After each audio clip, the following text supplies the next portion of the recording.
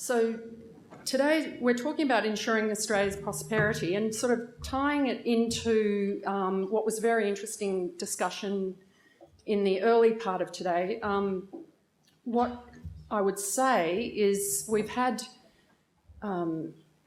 Julie Bishop talking about economic diplomacy, which we could interpret as a sort of transactional thing, which was discussed, or as a promotion of our economic clout, if you like. Last year, this session talked about Australia being in a top 20 nation, and as a top 20 nation, you tend to have power.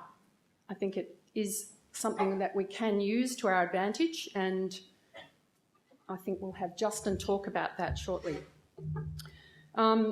Why I'm here, I think, is because the Australian Advanced Manufacturing Council is focused on those things that Australia does well, how we can promote our success in advanced manufacturing and create more wealth for the country. And we're a group of CEOs who have recognised success where we've got it and trying to get those successes replicated throughout our manufacturing sector. We've had a retreat of the mining boom, and we're focused more as a nation on the value of our products and services and getting into the higher value products. So that's why I'm here. And I think our first speaker, Justin, will give us some understanding about our trade agenda, what the diplomatic corps has been working very hard on in the last year. We've had a huge number of advances. The TPP is one of them. The 3 FTAs with our regional neighbours. And we're looking forward to potentially rebooting the WTO. So I'd like to introduce Justin, who is Acting Deputy Secretary of the Department of Foreign Affairs and Trade with responsibility for the Office of Trade Negotiations, the Free Trade Agreement Division and the Trade, Investment and Economic Diplomacy Division. He was First Assistant Secretary of the Consular and Crisis Management Division between 2012 and 2014. He's held a number of other positions, including High Commissioner to Canada, Ambassador for the Environment, Head of the Asia Trade Task Force and Deputy in Australia's mission to the European Union in Brussels. I gather he's a very busy man at the moment. So over to you, Justin. Thank you for coming. Thanks, Jenny. Thanks, Jennifer. I hope you can all hear me. So I thought I'd spend a few moments talking about our national trade policy agenda. As Jennifer said, the agreements that we've recently concluded with China, Japan, Korea and some days ago the TPP have given trade policy a profile and a visibility that I think is unprecedented in modern times. Let me just step back a little bit from that. I think this isn't just Australia being super activist on the trade policy agenda. This is a global trend that we're seeing. Many countries are now very, very active in negotiating free trade agreements and other agreements which you might loosely characterise as aimed at economic integration of one form or another. So trade policy is really now at the cutting edge of countries' national strategies to enhance their international competitiveness and ultimately their economic prosperity. So the conclusion we've reached in government is that we need to stay very active in this agenda. We need to remain global leaders in trade, not just for our own national prosperity, but also in the medium to longer term to shape what is a very fluid global trade policy agenda. So they're the key messages I want to leave you with today. But let me first start with a couple of factoids which I think are worth underpinning our discussion on the contribution that trade makes to our economy and to our national prosperity. Some of this gets lost in some of the sound and fury that associate the current debate that you're seeing on many of these trade agreements.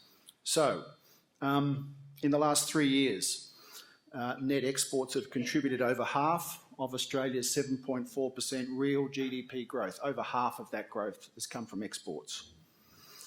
And the ratio of exports to our GDP has grown in trend terms from around 15% at the end of the 1970s to around 20% today. Exports are becoming a more important part of our economy.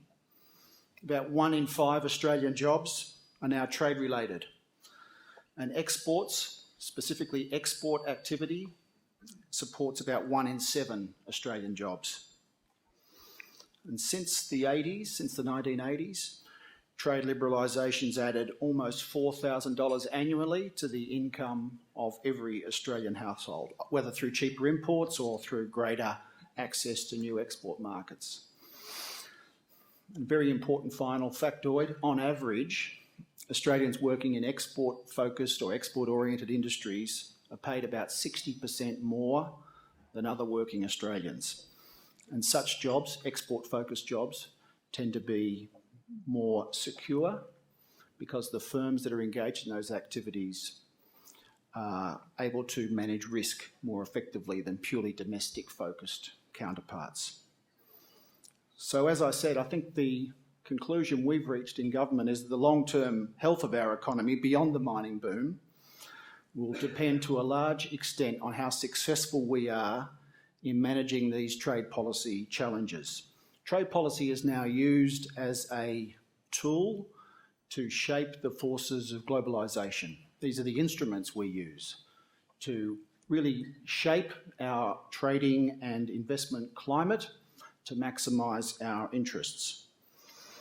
There's occasionally a temptation we've noticed for some commentators and others to make trade policy and free trade agreements in particular a proxy for concerns about globalisation, to attribute job losses or changes in the structure of our economy to trade agreements and to our trade policy approach more generally. I think that sort of reasoning is simplistic. What we need to focus on is what is happening in the global economy and what sort of trade policy approach do we need to adopt that's going to advance our longer term economic interests. So we've concluded 3 very significant free trade agreements with North Asian economies, some of our major trading partners. What will they do? Well, they'll level the playing field for our exporters. They'll open new market opportunities. Some of those previously were closed to us because of prohibitively high tariffs or other barriers. And just as importantly, they'll lower costs, import costs and costs for our consumers.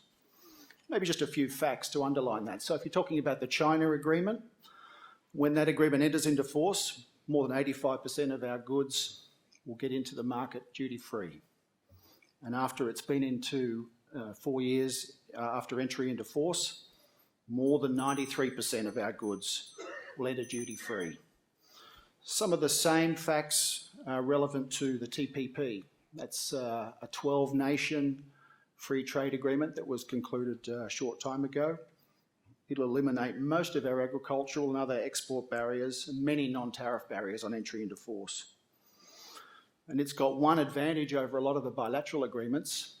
It brings together rules that all 12 countries have to comply with.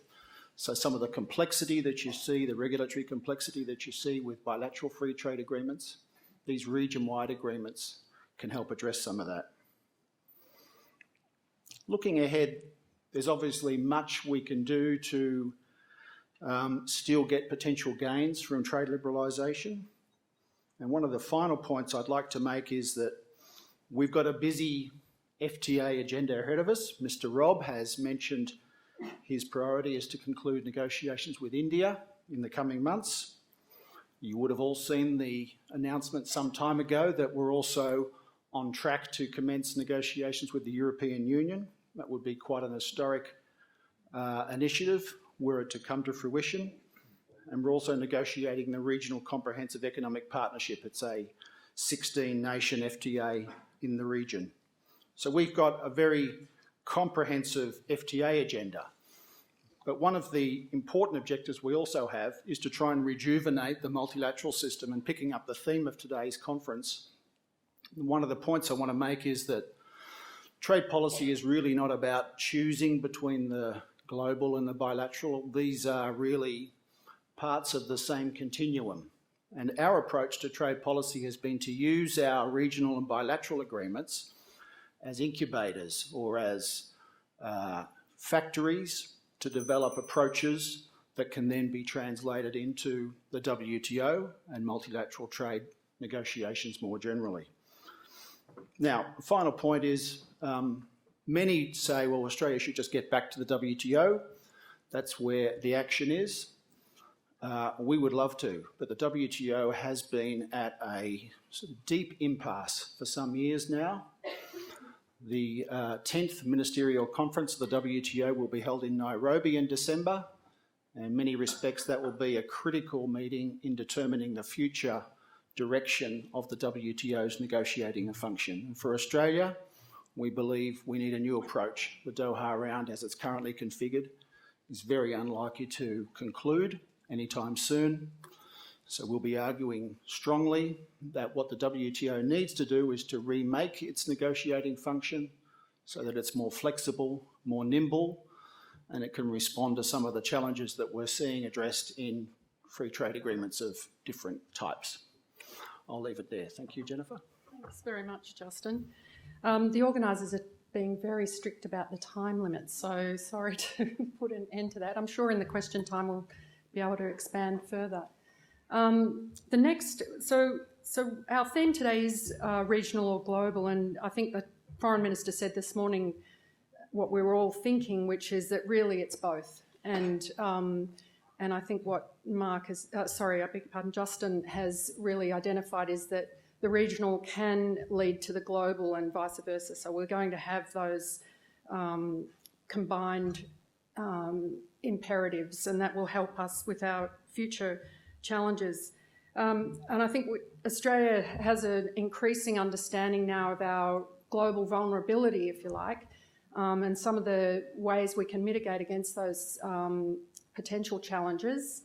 We've kind of developed with the cultural understanding programs around the country through corporates and in not-for-profits. And our next speaker, Mukund Narayanamurti, is Chief Executive Officer of AsiaLink Business. He was previously a director in KPMG's Asia Business Group. Mukund has an extensive background facilitating strategies for Asia engagement. He's been a senior advisor to the Victorian, South Australian and New South Wales governments on their India strategies and has participated in a range of trade missions. So I will pass it over to Mukund. Thank you, Jenny.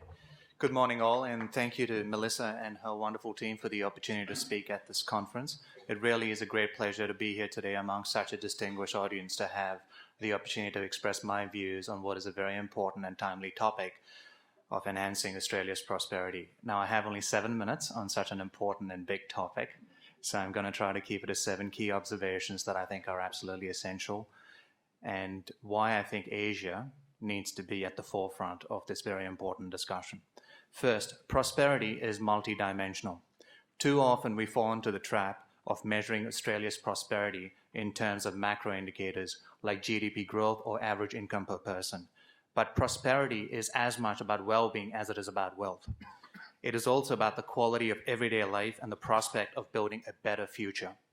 The Legatum Institute, a leading international think tank, conducts an annual prosperity index that identifies 7 dimensions of prosperity.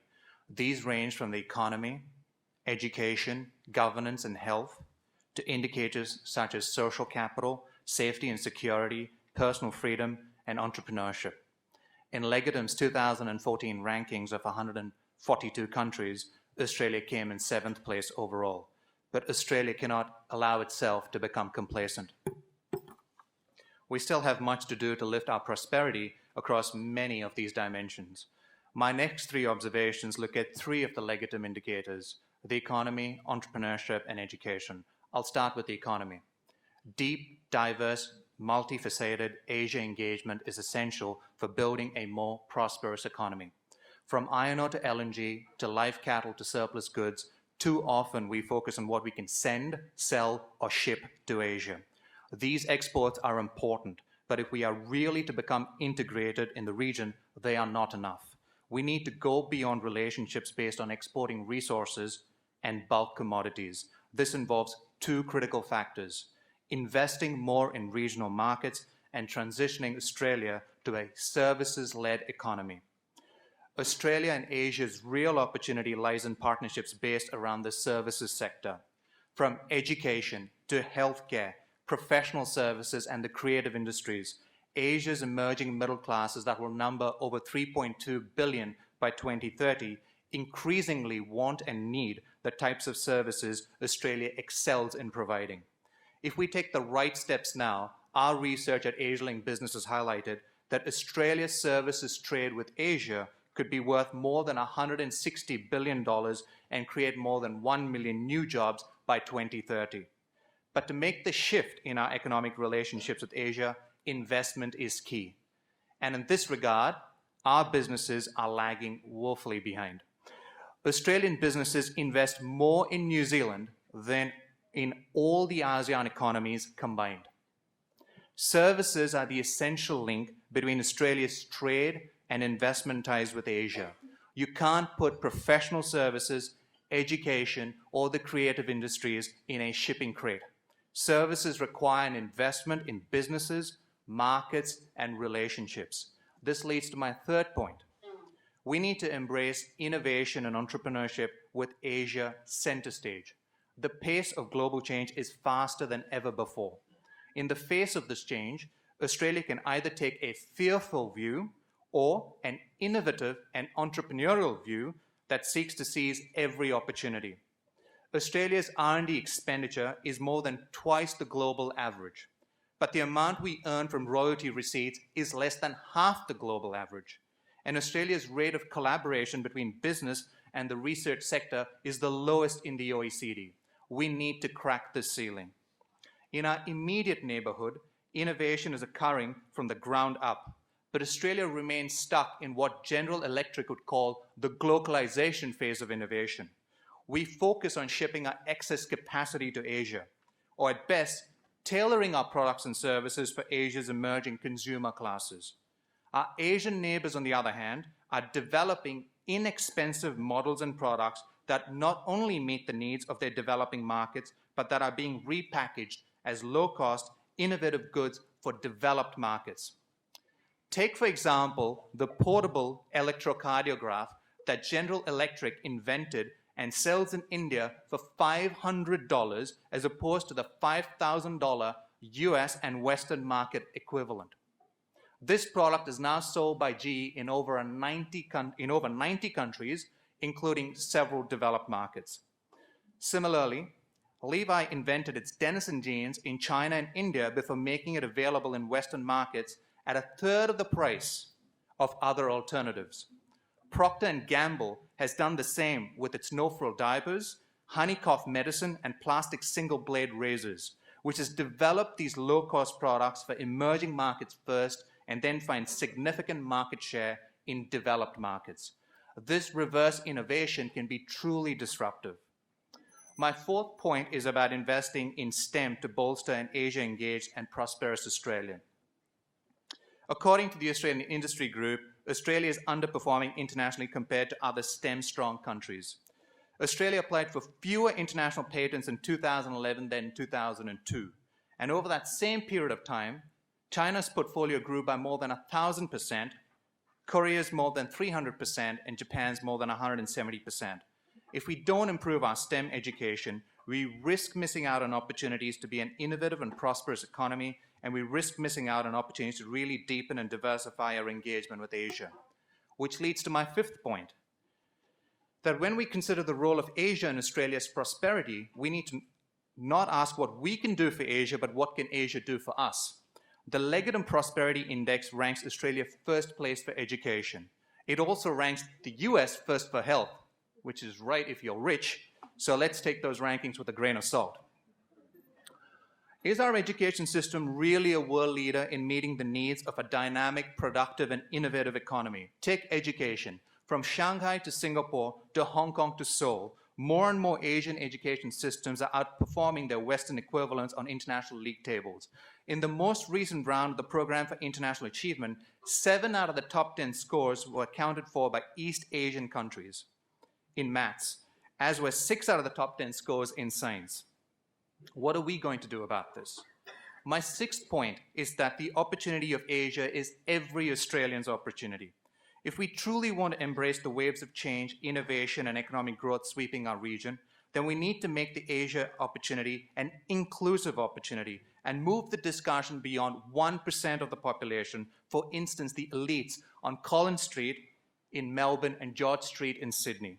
We can do this by mainstreaming Asia capability across all levels of society and economy. So, for instance, we need to focus on grain growers in the West selling high-quality wheat for Japanese udon noodles, to premium fruit growers in Victoria and Tasmania that command a premium in China, and architects and professional services firms in Queensland and New South Wales. Businesses in all sectors, segments of society, urban and rural, must be supported with the development of Asia capabilities. My final point is that we need to revitalize the national discussion on how Australia can engage deeply, broadly, and substantially with Asia. Let's ensure that, that the reinvigorated discussion on deep, diverse, and dynamic engagement with Asia is at the forefront of this agenda. No one in Asia is waiting for us to come to the table. Successive Australian governments have set the stage by opening doors for engagement, but the onus is very much on business and wider civil society to walk through those doors and perform on Asia's stage. Thank you.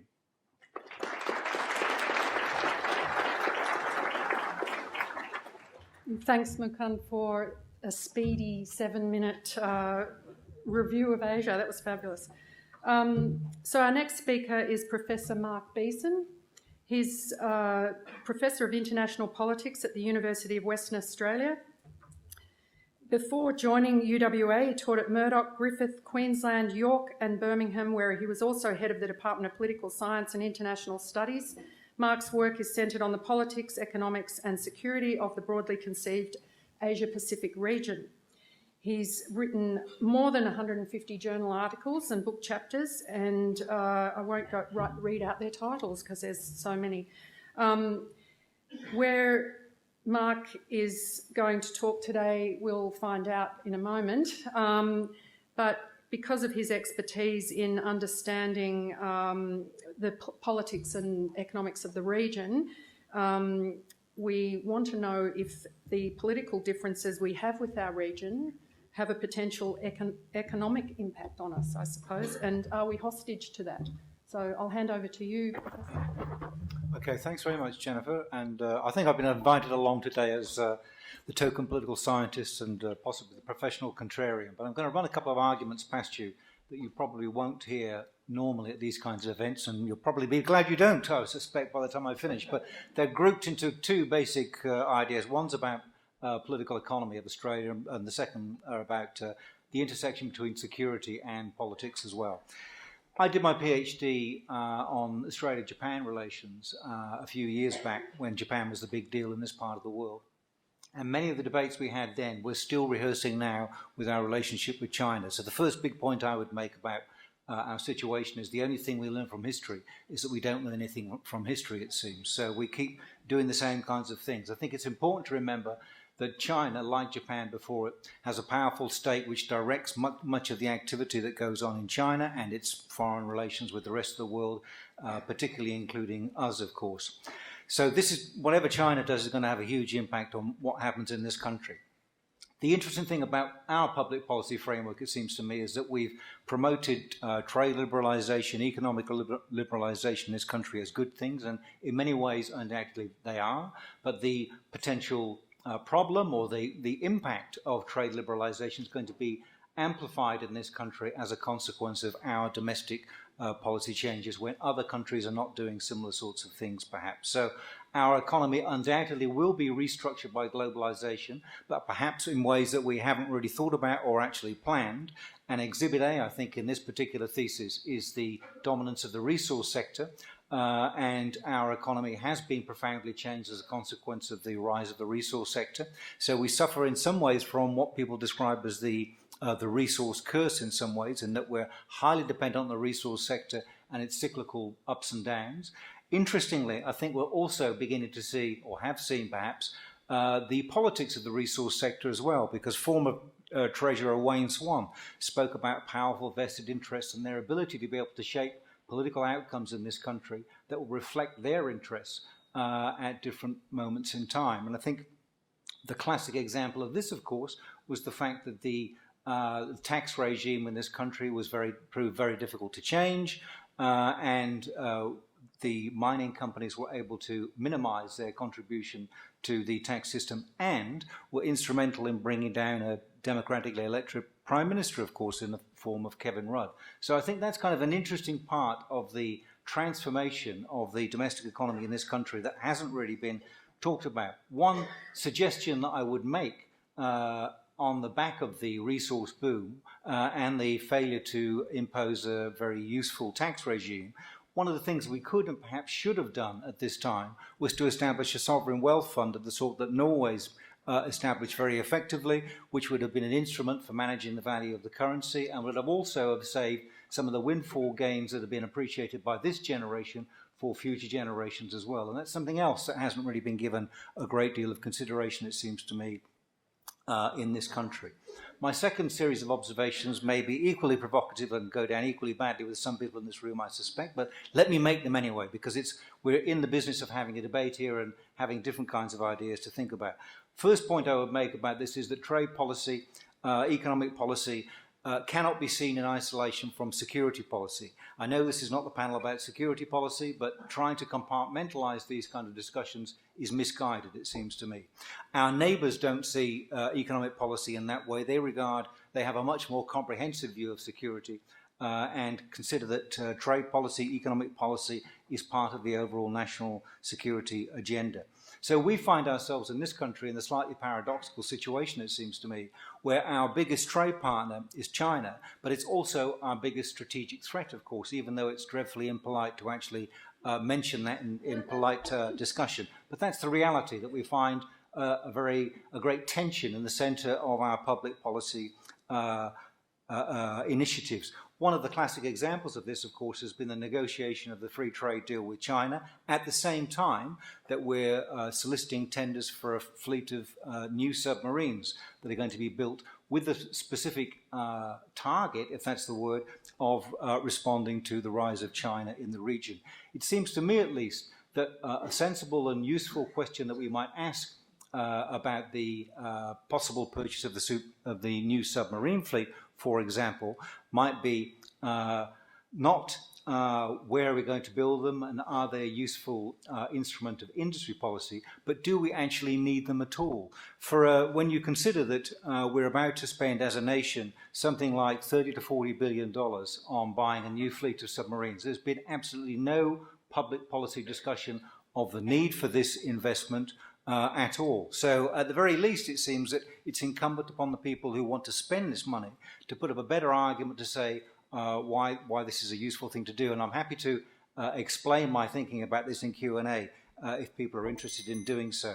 But what I think we could say about this is that I can think of much more useful and sensible things to do with $30 to $40 billion, which we won't find easily to finance these things in the first place. For example, I'm quite a fan of the idea of industry policy. I think it's potentially a useful thing and a good way of encouraging the maintenance of a manufacturing sector that has been dramatically thinned out over the last few years. So what about this for an idea? Why don't we finally get round, as a nation, to building the high-speed rail link between Sydney and Melbourne, which would be a comparative snip at $25 billion. We'd still have about $15 to $20 billion left over, which we could invest in the kind of infrastructure and innovation that is very fashionable at the moment, but there hasn't been a lot of resources put into it. We could actually fund the universities in a way that would actually allow them to achieve the kinds of things that they would like to do. Clearly, I've got a vested interest in this, but at least I'm upfront about it. I'm not pretending to be anything else, because I think there's a good argument to be made. So my big contribution to this debate, if I'm trying to make one, would be about the domestic impact and necessity for change in this country, rather than concentrating on what's happening quite as much in the rest of the region. There are many things that we can do at home, which we could and should be thinking about, including and perhaps starting with the nature of the political system. But I'm happy to take questions and say something more about that in Q&A as well.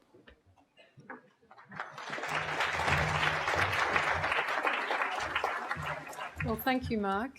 We've transgressed, or we've moved from international politics into domestic politics, but that's okay. I'm totally interested in it. Now, it's open to you to ask some questions of the panel and further some of those conversations that we've just started. Can I have a microphone down here? Thank you. Hello, Maxi Han. Thank you very much. Justin Brown, you mentioned that Australia needs to stay a leader in exports, and that was the very clear message. And you said that Australia can do that by having trade agreements. Yet my question is that 3 major export industries in Australia are falling. Universities are being overtaken by Asian universities, and as Professor Beeson said, the resource curse is looming over Australia. So just having trade agreements and not having much to export just doesn't add up to me. I just would like you to expand on that. Thank you. Okay, well, of course, trade agreements can't deal with capacity issues in domestic industries. What they can do, though, is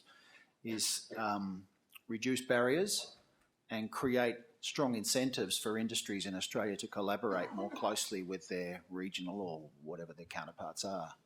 So as Mukund said, there's obviously a lot of need to revisit some of the business models that currently prevail in different Australian sectors. What trade agreements do is create an environment where there is a stronger impulse for industries to build those sorts of relationships. Important just to underline here that modern day trade agreements are far removed from the instruments that we saw back in the 80s and 90s, which were largely about reducing tariffs. That's still, tariff elimination is still an important part of any trade agreement. But I think nowadays it's a minor part, actually. The services, investment, intellectual property provisions, the mutual recognition provisions, there's in the TPP there's a small business chapter. These really are quite far-reaching documents with a range of legally binding commitments which do drive globalisation in different sectors. The challenge for us as a nation is how do we mobilise and re-instrument some of our business models to take advantage of these opportunities. These agreements create the opportunities. As Mukund said, the issue now is how can we, as a nation, get the most out of these. Just down here, thank you. Thank you, Brian Ebickham, New South Wales branch. Just curious, when will the public be allowed to be in on the TPP and the actual terms within that treaty? So as the Minister has said, the text of the agreement is being reviewed at the moment. It's going through a legal scrub, and we're hoping it'll be released in the next coming weeks. I can't give you a precise date, other than to direct you to the DFAT website, which has got a voluminous amount of information on what is actually in the agreement. Is there another question down the back here? Can I ask one in the meantime, Justin? A lot of these, the discussion, you've started talking about the WTO again, which I think went sort of into a complete time warp for a long time. We didn't hear about it for years because I gather countries had decided to give up on it and develop their own bilateral and regional agreements. Why are we talking about it again, and is there hope to reboot it? And why should we? Why should we? That's a good question. Well, first of all, the problem. There are very deep divisions within the WTO membership about the current negotiating agenda. It's more than a north-south division, but that is at the core of it, with many of the major developing countries of the view that the rules of the WTO need to reflect in an institutionalised way the concept of special and differential treatment. So in other words, developing countries should, as a matter of law, have a lower degree of commitments and undertakings in international or multilateral trade agreements. And that's resisted, I think it's fair to say, by most major developed countries. And that's been at the core of the impasse on the Doha round, which has been trotting along at a fairly slow pace now for 14 years with very, very modest outcomes. The reason it's coming to a head, well, I think the TPP is one reason. There's also negotiations underway on the so-called TTIP, a Transatlantic Trade and Investment Partnership Agreement, which is a very ambitious undertaking between the EU and the United States. Once you're in a world with these major trading blocs linked together in legally binding treaties, then there is an issue about what do we need to do to re-instrument the multilateral system to reflect it. At the moment, the WTO has got a particular negotiating model. It's a single undertaking. Nothing is agreed until everything is agreed. So very small players in the process can in fact frustrate progress, and that's really what's been happening for some time now. So I mentioned the next WTO conference is in December, and there is some rumblings from various countries about what the negotiating function of the WTO ought to look like in the future, given some of these trends. There's certainly not a consensus around that at the moment, and my guess is it'll take some time for a consensus to develop. But from Australia's point of view, common sense tells you we can't do FTAs with every trading partner. And FTAs don't discipline trade distorting measures. They can't control subsidies or other forms of distortions to international trade. Very important areas for us. So the WTO is, an effective WTO is quite important for our national interest. So we've got a big stake in trying to make the thing work better. None of us are naive. After 15 years of trying, none of us are naive about the challenge we face, but we think it's one worth trying, and I think we have some support within the institution. Thank you. So there's another question, number 1 here, and number 2 there, and number 3 behind you. Okay. Margaret Sainsbury. I have a question for Mukund on education. You mentioned the STEM education, science, technology, engineering and maths. You also mentioned the importance of engagement, and I find a tie-in with what John McCarthy said about understanding in the question of the promotion of Asian language learning in our education system. If you'd just like to comment on that. So, great question. So, as part of AsiaLink Business's mandate from the federal government, we're the National Centre for Asia Capability, and our mandate is to help create an Asia-capable workforce. So I might answer your question in 2 parts. One, by actually speaking about the workforce and language and cultural competencies, and then I might come back and answer your point around the point around STEM. So certainly from a workforce perspective, the view that we take is that language proficiency is an important individual capability to have in order to engage effectively with Asia. But for time-poor business executives, it's not necessarily always attainable. But what is absolutely attainable is being cross-culturally competent. And so a big focus for us is in trying to work with the workforce and the organizations that support the workforce to ensure that individuals in the workforce can actually engage with their Asian counterparts on different business engagements in a cross-culturally competent manner. What our research has highlighted is that where senior management teams and boards have language proficiency, have cross-cultural competencies, and have some operating experience on the ground, then business success with Asia is better than forecast. And this was research that we undertook with the Boston Consulting Group, with the Business Council of Australia, and the Australian Industry Group. And while it sounds seemingly very obvious and intuitive, it's always really helpful to actually have some evidence to show for business executives in particular the indisputable link and the correlation between Asia capabilities and business success.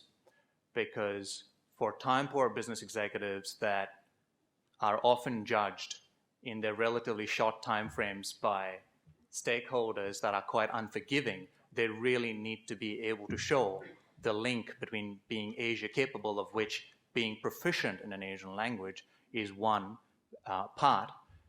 That link to business success is quite important. So they themselves need to be investing in the development of cross-cultural competencies. In terms of STEM at the school level, my point is to really create a pipeline of highly capable students coming through the system in maths and science so that they can feed into the workforce.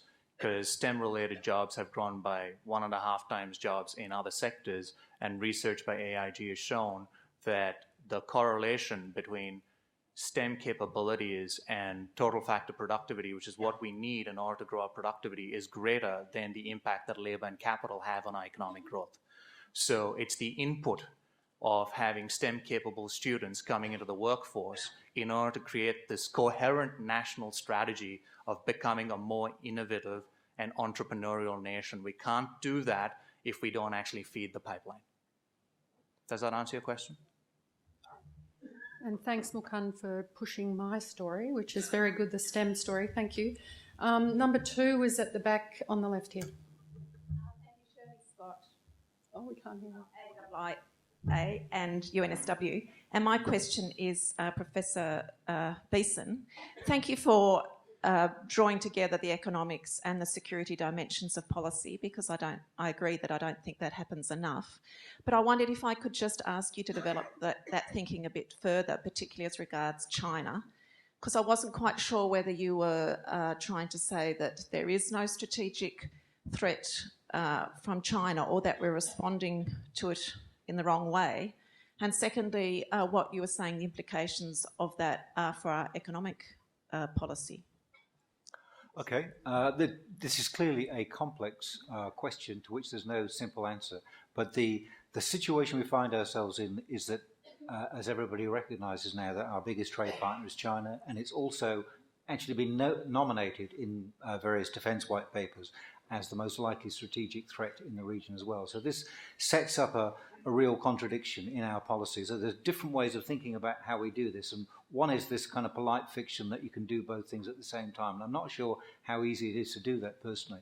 My pragmatic and somewhat provocative response to this would be to say that as far as Australia is concerned, in terms of the strategic response to the rise of China, I don't think there's much that Australia can really do on its own that will make the slightest difference. So what we actually do, of course, is to outsource some of our security responsibility to the United States, which may not be a bad idea, because any real strategic problem in this part of the world will be ultimately sorted out between the United States and China, one way or the other. We can make no difference to the outcome of that confrontation one way or the other. And yet we're preparing to spend vast amounts of money on making an entirely tokenistic contribution to this, which I can think of better things to do with that money. So yes, we'd be freeloading, we wouldn't be doing our bit, undoubtedly, but maybe if we're really serious about this conversation about what our quote-unquote national interest actually is, maybe this is one of the things that we need to think about and talk about, because we need to also remember that by buying these submarines,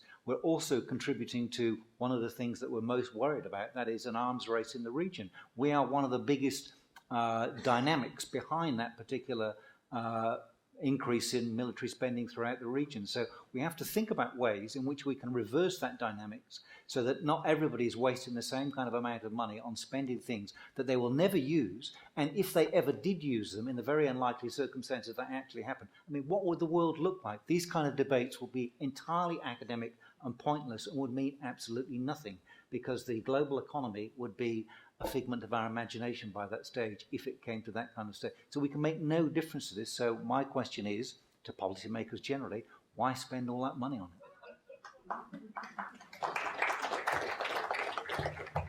Okay, number 3 up there. Chapter. My question is not dissimilar to the previous person who asked the question about language. What I'm concerned about is, if we start off with the proposition that engaging with Asia in a deep way is key to our future prosperity, this is a theme that has been spoken about for many years. I remember 20 years ago, under Keating, the importance of Indonesian was mentioned. And there was thinking and projections and plans being put in place to make us very Indonesia literate. At the end of 2014, there were about 1,000 students countrywide studying Indonesian at a HSC Year 12 level. I think what that shows is, despite good thoughts and good ideas 20 years ago, 20 years later, we're in a position where we have not got even a 10th% of that vision. At the moment, I understand, Mukund, your point that you are training and you're helping executives to become more Asia literate. But I think there is a vital sign that tells us that we are not as interested as we think we are in engaging with Asia if our young people don't see an interest by walking with their feet. So we can sit here, hopefully in 20 years' time, we're in a different spot. Thank you. Was that a question? Do you have an answer for that? So the question is, are we doing anything about that? Well, you seem pretty convinced that we might not be doing enough, but I think it's a complicated question, because when it comes to languages in schools, it's not my area of expertise, but it is an important feeder into the workforce. And I think that here, what certainly the research that I've seen has shown is the role of parents. And I know a number of parents who have actually counseled their children out of doing Indonesian to actually study Latin. I don't get it, but clearly they see interest in it and they see some value in it. Also, there's been an increase, from what I can see, in the number of people that want to study Italian. So again, away from the Asian languages. Now again, those are all important languages, and there are a number of reasons to study those languages above and beyond just commercial engagement. So it's obviously feeding some other capacity in those people, which we shouldn't disregard. I guess from a workforce perspective, what we've been able to show through our research, which is what gives me hope, is that we can create this disconnect between what parents and school students may or may not do, because it's very disabling for me to be dependent on parents in the country pushing their kids towards studying Asian languages as the only hope for there to be a pipeline of Asia-capable people in the workforce.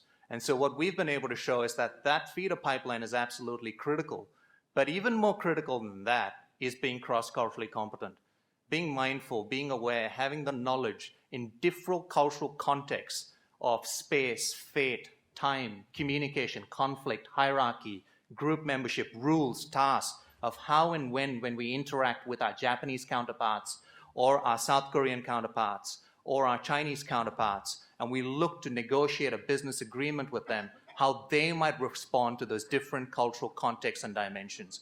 And that can happen independent of being proficient in an Asian language. And that gives me hope, but it does not give me complete refuge that studying Asian languages is not important. Yeah, Justin. Can I just put in a little, Mukund referred to Asian capability. New Colombo Plan is a step down that path. It's a very important instrument that we're using to send quite a rising number of Australian undergraduates into the region and to follow up their study placement with an internship. This is designed to really try and improve and enhance our ability to develop the next generation of individuals, whether in government or business, who are Asian literate and have that capability, that set of skills. Language is part of that, but it's not the full story. Mukund, did you want to add something? Justin, thanks. You've just reminded me of something. So the new Colombo Plan is actually the single biggest project for AsiaLink Business, and that's something that we are very proud of. So at scale, 7,000 to 8,000 undergraduate students in this country will study in Asia. And AsiaLink Business is providing pre-departure cross-cultural training to those students. And as we know, it is a policy area that is very dear to the heart of our foreign minister. And so we're absolutely delighted to be able to support that agenda. But it's not based on language training. It's again based on cross-cultural competencies. And that's absolutely attainable. Just a further question for Justin. Do you find that cultural skilling up, if you like, helps with your trade negotiations? I know there's highly polarised views in some countries, in particular, let's say India, on trade. Does it help to have that sort of, expertise? It certainly does. In any trade negotiating team that we bring to these processes, we have a range of different skills. So we need people that are technically very adept on the agenda, everything through from incredibly arid areas like rules of origin, through to sort of the more touchy-feely stuff. But yes, every negotiation is different, and cultural factors do play an enormous part in these negotiations, surprisingly large part actually. So in the TPP, for example, where there were 12 parties at the table, you can imagine the complexity of trying to work out how a particular formula that would be acceptable to a country like Vietnam would also be acceptable to the US and Canada. You know, these require sort of quite multidisciplinary set of skills. Within the department, we try and breed those into individuals from a pretty early stage to try and give them that capacity to deliver technical and cross-cultural sensitivity in getting results which ultimately are in our national interest. Okay, lady in red. Hi, sorry, Emily McDermott. I was just wondering, going back to kind of bare basics of economics, you know, more people in the population equals greater workforce equals greater money that we can go invest back into the economy. What does the panel think about the inherent casual racism that comes in Australia from all different factors of Australia's history, and how does that reflect in the foreign policies of such things as refugees, and also in the economic foreign policies such as the chapter agreements and in industry kind of structures? Thanks. Good question. Am I volunteering for this? Am I okay? That's a good question. Casual racism. I'm a POM, so originally. So this country's been very good to me. I think of all the places you could live in the world, I can think of far worse ones. I haven't experienced much of it. Maybe because I'm a white middle-aged male and it doesn't really apply. I guess that could be part of it. But I think there are worse places you could live. The serious question about the negotiation of trade agreements with other countries, I think that's a kind of slightly different thing. And I think the interesting thing to think about there, perhaps, is that I think these trade agreements, and I'm happy to take advice on this, but I think a lot of the significance of these kind of trade agreements is not just about the technical, wonky sort of detailed parts of the trade agreement per se. I think they have a much bigger significance in terms of the geopolitics of relations between different countries. And I think there's a couple of classic examples of this at the moment. One is the TPP.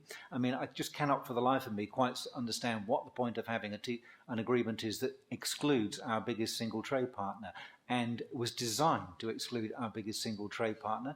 And the American Secretary of Defense described the TPP as potentially like a carrier group in the Pacific.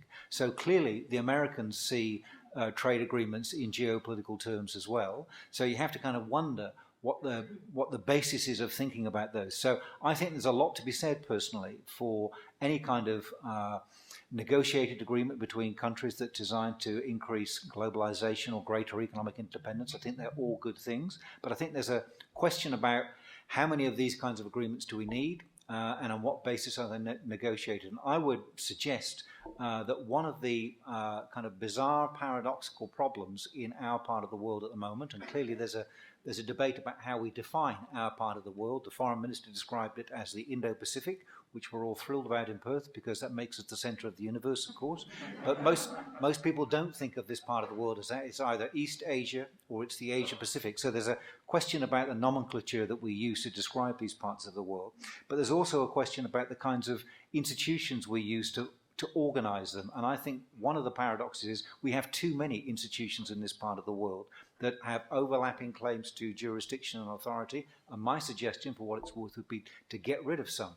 And we could make a useful contribution, I think, to international diplomacy by volunteering APEC to be euthanized, because I think it overlaps with far too many existing and competing institutions, and there are simply too many of them. There are simply too many, particularly from smaller countries like Laos and Cambodia. They don't have enough diplomatic resources to be able to go to all of these endless meetings.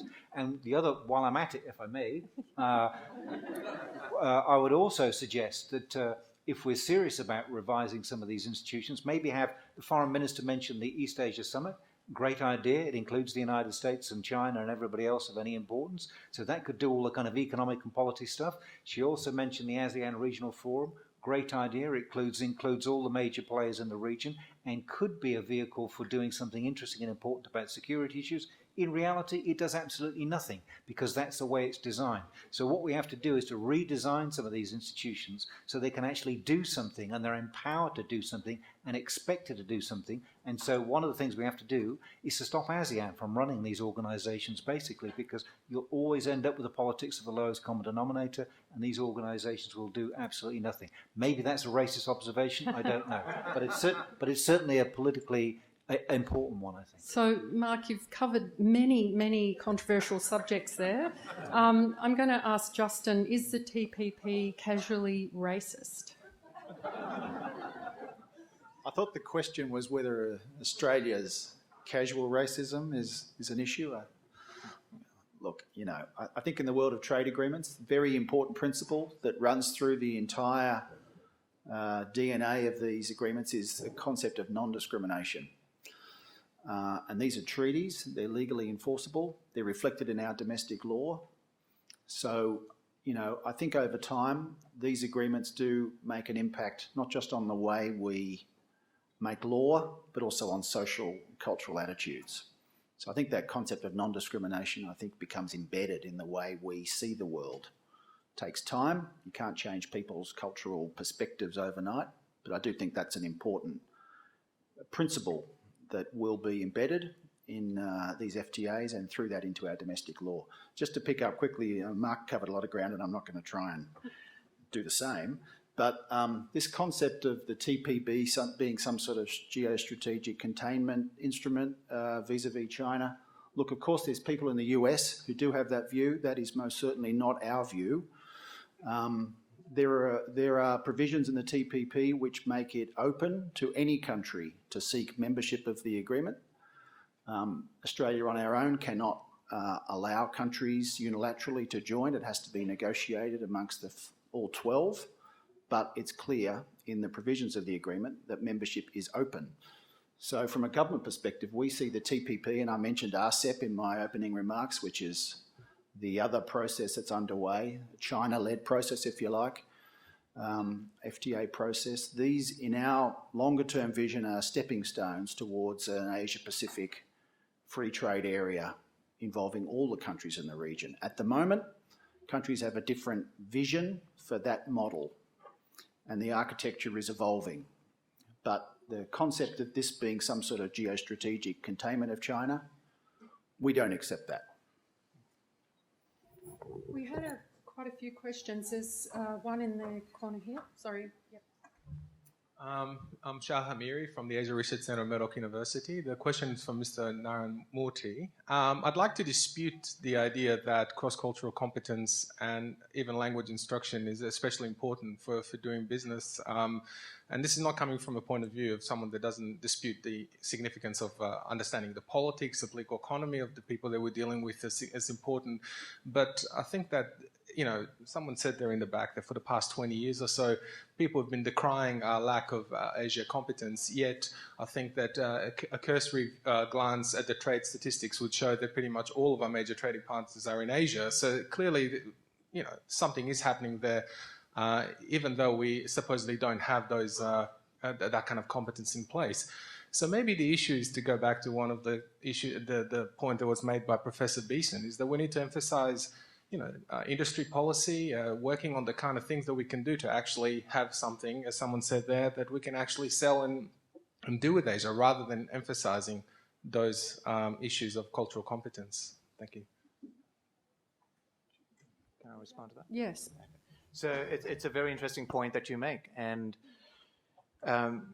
the value of cultural competencies comes into effect as we transition to a services-led economy. You're absolutely right. 6 out of 10 of our top 10 trading partners are in Asia, and I can't comment about whether we have achieved that with or without cross-cultural competencies. But what I can say is this. We have 2.1 million registered businesses in this country. Of that, only 45,000 export. And of those 45,000, only 338 make up 85% of all trade. So there's absolutely no scale there to actually reflect that as a nation, we're truly exporting and engaging with Asia 338 out of 2.1 million businesses account for 85%. The reason why I believe cross-cultural competencies are necessary is because when you transition to a services economy, and by services I mean 3 types of services trade. One is direct services trade, for instance, recruitment of international students and what we have at the moment in our tourism sector. The second part is services that is embodied in the production of goods. For instance, how do we actually get our coal and iron ore from pit to port because of exceptional transportation and logistics services?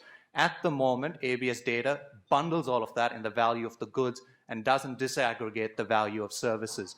And the third and the most important area in which we're seeing growth is in foreign affiliate sales. So when you think of foreign affiliate sales, we're talking about an actual presence on the ground in Asia, which the exporting of commodities does not require. You can ship iron ore from Western Australia, you can ship coal from Queensland, and not actually have to visit any one of those 6 out of 10 top trading partners. But you cannot do that as we transition to a services economy.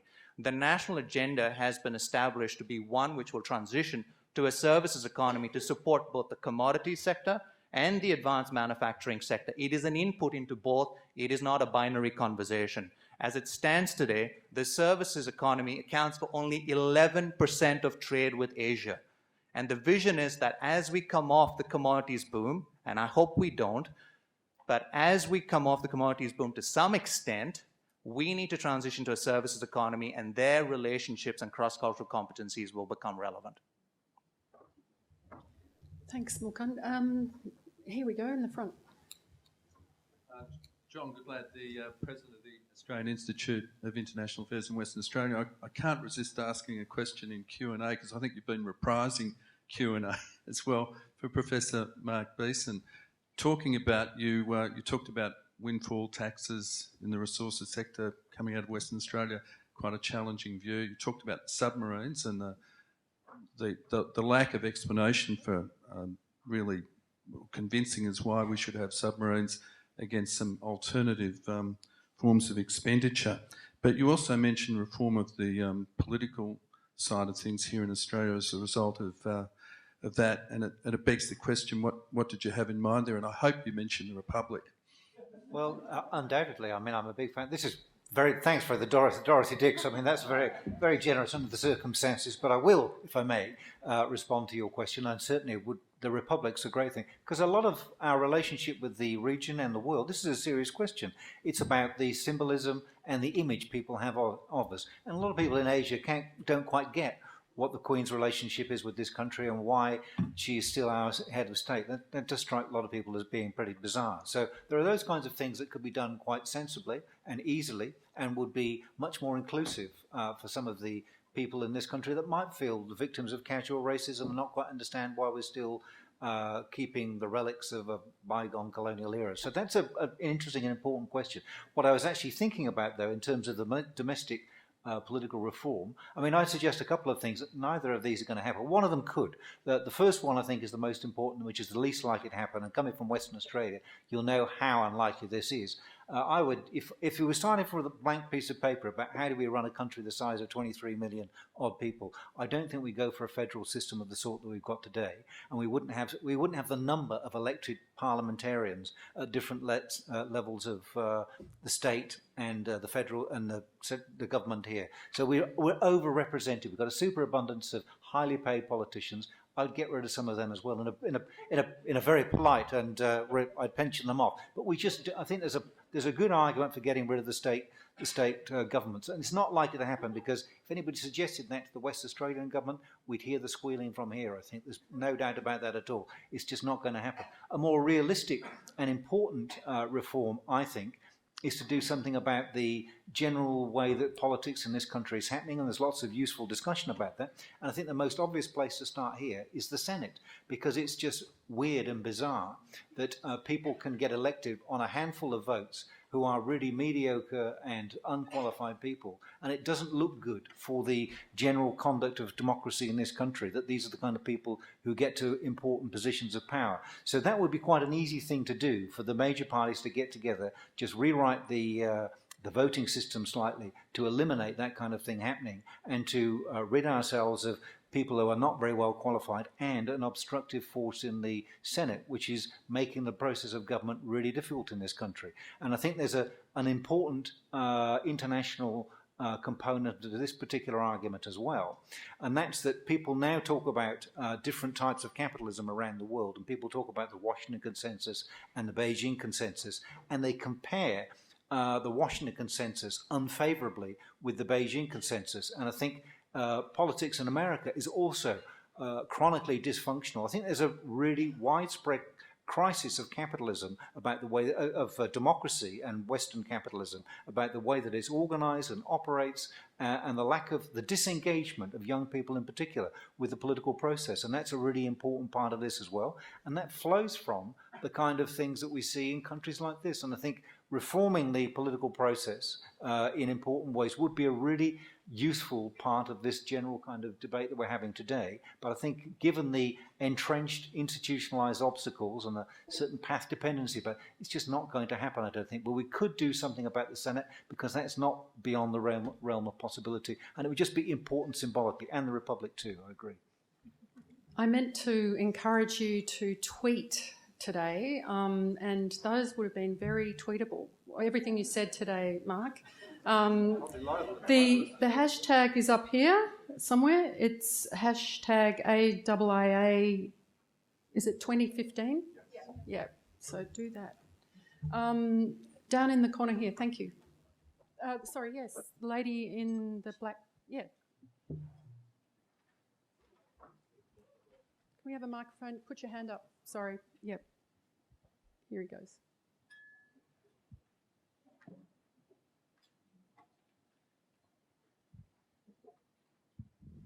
Hi, my name is Rachel Cunningham, and I'm an American studying at University of Western Australia, so it's great to see Professor Beeson up there. For the record, I did study Latin, and I think it's a wonderful language. All right, my question is related to the STEM education and the mining resource sector and nurturing the domestic economic development of Australia. So here it is, and this is for the panel. Does the panel believe that developing Australia's uranium mining sector will or can or should play a key role in transitioning the country and the region from a carbon-based economies to renewable-based economies? And whether uranium exports could rejuvenate STEM education and, in general, research and innovation throughout Australia? Wow. Do we have any views here about uranium? Yes, Justin, jump. No, Justin, I think you go first. Well, we already do export uranium. So do you mean a nuclear industry, or can you just clarify? Well, there's a lot involved in uranium. Development of uranium expertise. Well, we do, of course, export uranium under very specific safeguards arrangements, which clearly are, crucial to our non-proliferation agenda. But I think perhaps the assumption underpinning your question is that the industry is dormant or could be expanded. I'm not sure I share that. There is, of course, a live debate in the community about whether we should be developing a nuclear industry. I'll leave that to the political class to debate that. Look, I think, as Mukund said, for all of these mining sectors, whether it's uranium, iron ore, whatever it might be, there is a very, very important technology and services embed in them. And a key part of the trade agenda, if you like, is to try and find ways of liberating some of those services capabilities so that it's going to have a stronger imprint on our sort of national prosperity going forward in terms of that sort of internationalisation agenda. So we've certainly put a lot of time into identifying what particular mining and technology-related services are part of the sector, looking at the barriers and impediments to those sectors, both domestically and internationally. There are a number of quite complex barriers in the services sector, whether it's mining-related or not. They're very complex, often very culturally sensitive, much more heavily regulated in general terms than goods sectors. And it's a big part of our trade agenda going forward. Mr. Rob has got a vision for internationalising our services sector, and FTAs are an instrument to achieve that, whether it's mining services or others. Did you want to? People sick to death with I've got an opinion on this as well, I'm afraid, and this probably won't go down very well, but I've become, for what it's worth, I've become a reluctant convert to nuclear power, because I think that climate change is still clearly the biggest problem we collectively face as a species, and nuclear power offers one way of filling in the gap of some kind of non-polluting kind of energy source, as long as it doesn't blow up, of course. That's a bit of a problem. But generally, I think these things are reasonably safe. But I think it's a question of what's the alternative. And we know that the coal industry is a major contributor to CO2 emissions. Something's got to be done about that. So this is one of the few viable sources of energy that will keep the place going for a while in a non-polluting way. And I think that's the big challenge. Down here. I'm Timothy Dobson from Aban Free Zone Company. I've got a question for Justin on, you were discussing FTAs about in the future. You didn't mention the one with the GCC. And I was just wondering if it's the view of the Australian government now that that's basically not going to happen. And also, I guess, related to what the Foreign Minister said this morning about not lifting sanctions against Iran at the same time as the P5+1. I guess if you could comment on what is the sense of that when it's just putting Australian businesses at a disadvantage in terms of trade with Iran, when businesses from the P5 are already there in Iran signing agreements, and what is the sense of doing that when it's just putting Australian business at a disadvantage? Just on the GCC, I didn't mention it, not because it's not important, it is. The situation with the GCC is that the Gulf countries suspended all FTA negotiations with all players some time ago. I don't really want to speculate as to what was behind that, but there were clearly differences within the membership as to pros and cons of these FTAs and whether they were consistent with the GCC's economic direction. So our negotiations, which were underway at that time, were suspended along with everybody else's, and we're continuing to try and talk to the GCC to see on what basis we might be able to resume those negotiations. We're certainly very enthusiastic about that. We believe that a negotiation with the GCC would be, one that could deliver some quite important benefits for us. The initial driver for it was in the automotive sector, where we're experiencing a discriminatory tariff, which some of the GCC's FTA partners don't have to, don't confront. But there's clearly a range of other benefits, and particularly in the agri-food sector, which would be very interesting for us. As of today, it's very unclear on whether we will be able to secure agreement from the GCC to resume anytime soon. So in those instances, as with all partners, we'd look at other alternatives. But GCC is a customs union, so they have a common external tariff. They have a unified approach.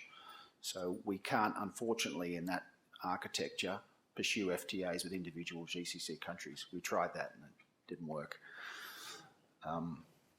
Your other question, I think, was on Iran. Look, I think it's, all I want to say on that is that we will, of course, move carefully to review our sanctions in light of the international consensus. Australia's not in the business of departing from whatever P5 or other broader international consensus might be. So we will follow that consensus, and our own domestic sanctions regime will reflect that. Thanks, Justin. Where is it? Oh, thank you. Yes.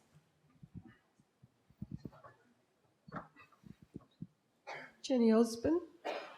We've talked a lot today. A lot of people have raised the issue about how we've been talking for 20 years or more, probably since the 70s, about Asian languages in Australia.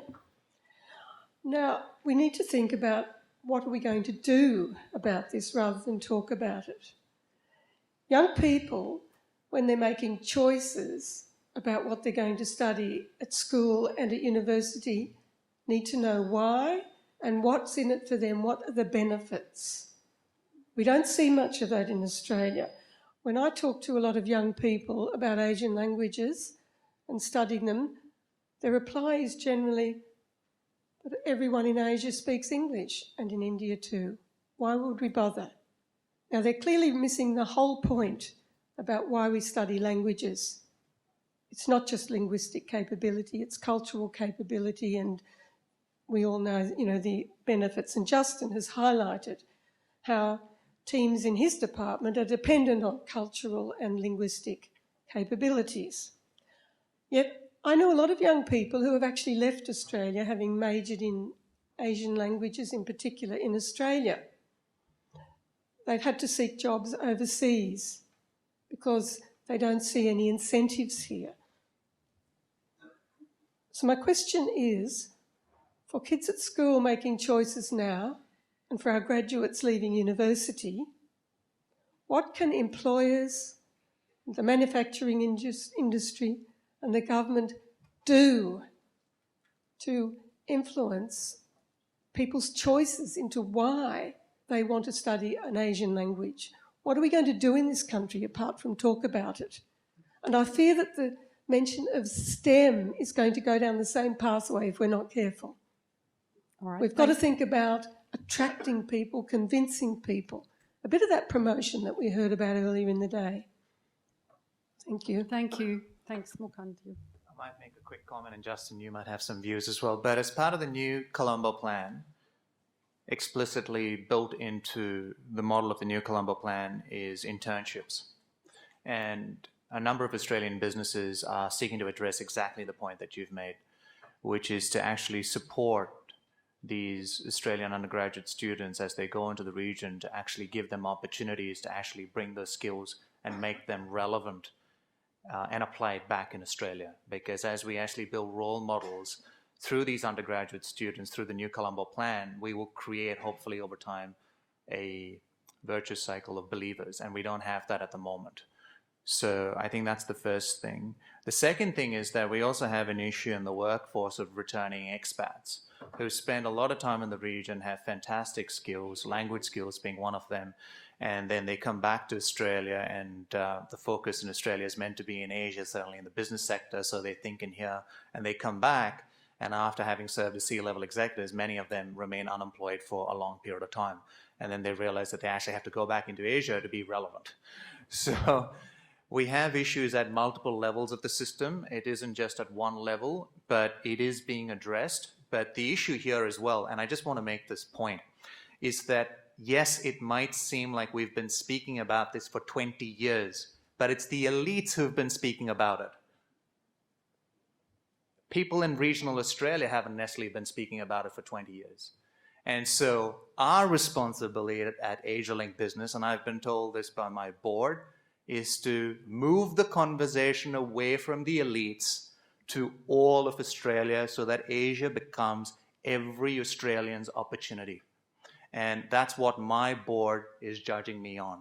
The amount of time that I spend in regional Queensland, the time that I spend in Bathurst and Armidale and in Ballarat, not the time that I spend on George Street and on Collins Street, which is where I have spent the bulk of my time, and it's very comfortable.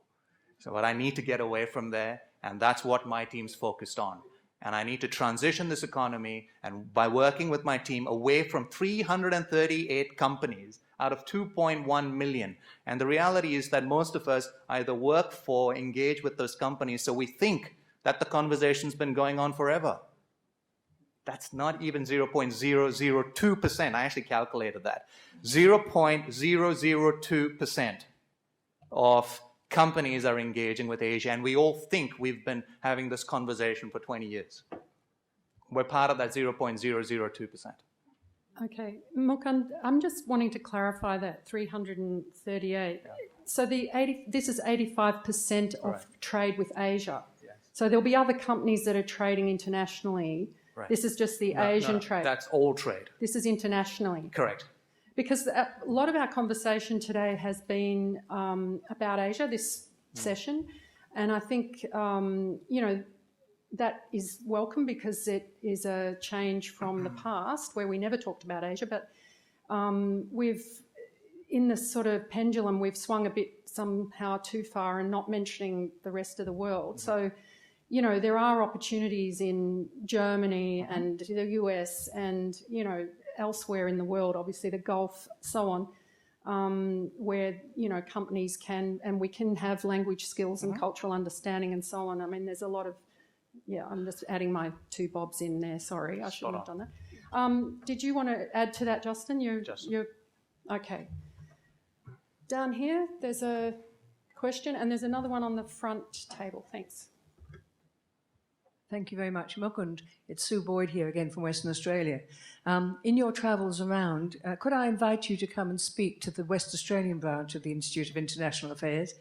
And while you're in Western Australia, which you'll be in Perth, which is the closest Australian capital to Asia, you would probably find quite a lot of companies that would welcome talking to you also. Please come. Thank you, Sue. Thank you for that invitation. You'll be pleased to know that we're just about to appoint a senior resource who will be based full-time in Perth, and we've received great support from the community in Perth. So we'll be there very soon. Excellent. Down the front.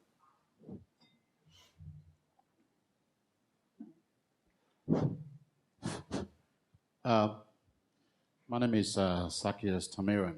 I'm from the Papua New Guinea High Commission. This morning, the Foreign Minister and the Shadow Minister spoke, and the Shadow Minister particularly made so much reference to the Pacific in terms of the challenges that we are facing, climate change and all that. And as a Pacific Islander, I'm very happy that Pacific issues are also taken into account in the leadership of Australia, and of course these discussions at this meeting. For the Pacific, of course, we are in the context of the broader things. We are small people with small economies, and when Australia is talking about and other countries are talking about free trade and all that, you're basically talking about your exports and so on. But for the Pacific, you know, the closer you know your neighbors very well. So Australia understands the development challenges that we are facing. And for the Pacific, I think you know as well. For us, I think the US is close but too far.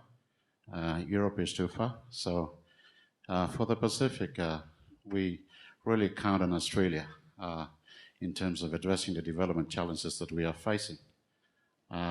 We are appreciative of assistance Australia provides at the moment, but how can Australia effectively embrace our development agendas? Because we see that in the current situations, how we have no chance of standing up in terms of our competitiveness. I mean, what exports do we have out there? And for us, I think we see that Australia playing a greater role in embracing our development agendas is the way forward. And I don't know if the panelists can give some thoughts on how Australia can, what Australia can do to really embrace the development issues, trade and other issues the Pacific is facing. Thank you. Thank you. I should have mentioned in my initial comments the PACER Plus negotiations, which of course are a free trade agreement of a particular type that Australia and New Zealand are negotiating with all the Pacific Island countries, including yours, Papua New Guinea. And that is really a multifaceted instrument with a very, very strong development focus to it. So that is really, in many respects, an important element in our broader toolkit of development-related policies and programs with the Pacific in mind. And that's really designed at trying to underpin the sort of economic prosperity of the region going forward. You'll be aware that the government made a number of commitments recently in relation to our seasonal worker program, and we're optimistic that that will allow the PACER Plus negotiations to reach a conclusion soon. In the interest of time, I won't go into the other elements of our development programs and policies, which historically, and I'm confident in the future, will continue to have a very strong focus on the particular circumstances of the South Pacific. Australia's the dominant country in the region, and with that comes very special responsibility, which we accept. And I think that's a matter of bipartisan agreement.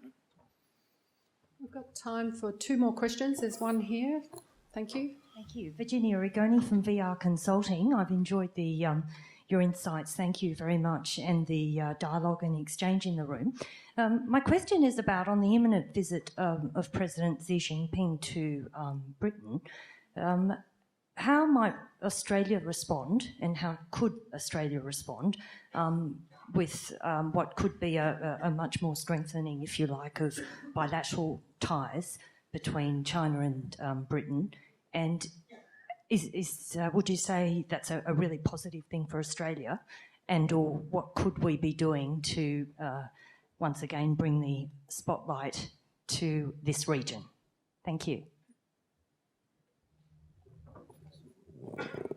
Is it a positive thing that President Xi is visiting the UK? Yes, absolutely. So I think from our point of view, anything that strengthens economic and political ties between China and the rest of the world is something which is going to be in our national interest. So I don't think there's any ambiguity about how we feel about that. All countries have, of course, their own national circumstances to consider in developing these bilateral relationships. So it's entirely up to the UK as to how it wants to take forward its relationship with China. From the Australian point of view, you know, there's currently a very important phase in China's economic development. Some of the very, very high growth rates that have been achieved in China in recent years are starting to level off, and there's clearly some very big questions about the future economic adjustment process in China. So I think it's incumbent on all serious players in the world economy to engage China in that conversation, given its significance globally. Decisions taken by China as to how it manages its financial and economic policies going forward are going to reverberate across all economies. Very much so for Australia, obviously, given our huge economic links with the country. But the UK is clearly, and the EU, clearly very, very important players. So I think it's clearly in our interest that there be a uniformity and a common vision for what kind of adjustment process we want to see China go through in the years ahead. Thanks, Justin. Thank you very much.